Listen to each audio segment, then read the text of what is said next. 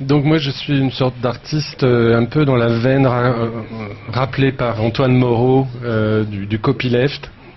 Mon travail consiste à, en quelque sorte, explorer les réseaux, sculpter notre vision des réseaux. C'est une sorte d'exploration de ce type que je mène depuis de nombreuses années, afin d'en comprendre la nature intrinsèque, en quelque sorte, de ce réseau.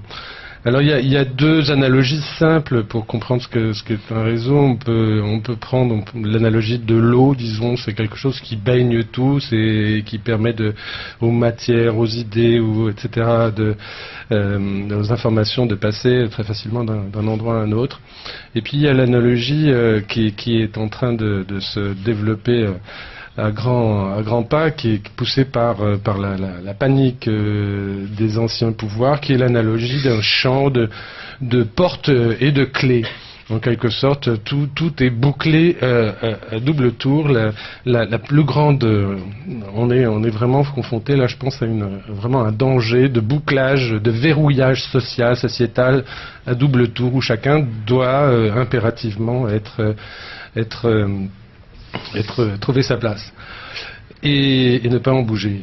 Et entre l'eau et ce champ de clés et de portes, il faut trouver quelque chose qui fasse que ce réseau trouve une position anthropologique.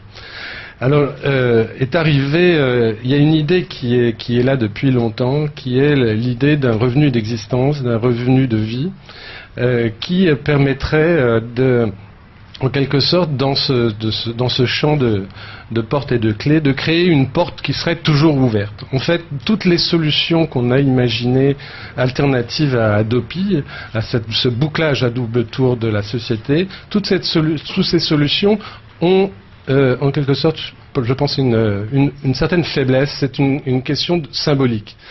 Au sens, c'est pas vrai de dire qu'il y a des artistes et des consommateurs, qu'on est dans une case ou dans une autre.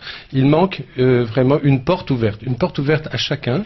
Et cette idée de revenu universel pourrait être, de revenu de vie, de revenu d'existence, à plusieurs appellations, pourrait être une bonne possibilité. L'idée est tout simplement que chacun puisse obtenir un revenu de vie, d'existence, de manière inconditionnelle, de façon à reconnaître à chacun, entre autres, la capacité à créer, sa capacité à nourrir et à générer de la création dans le réseau, entre autres. Voilà. Donc il y a un appel qui est en ligne, qui s'appelle l'appel pour le revenu de vie, appelpourlerevenudevie.org, que vous pouvez signer, vous pouvez lire d'abord, puisque c'est une question, c'est un sujet un petit peu lourd et complexe.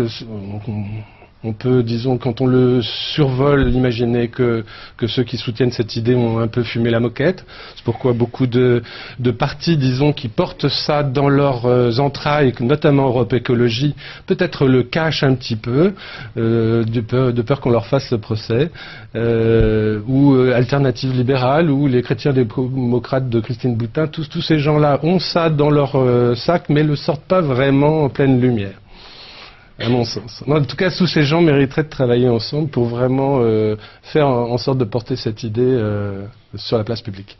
Comme ça se fait en Allemagne actuellement, puisqu'en Allemagne, je ne sais pas si vous le savez, cette idée de revenu d'existence qui s'appelle Grundeinkommen en Allemagne est arrivée vraiment au sommet des préoccupations et dans les médias, etc., etc.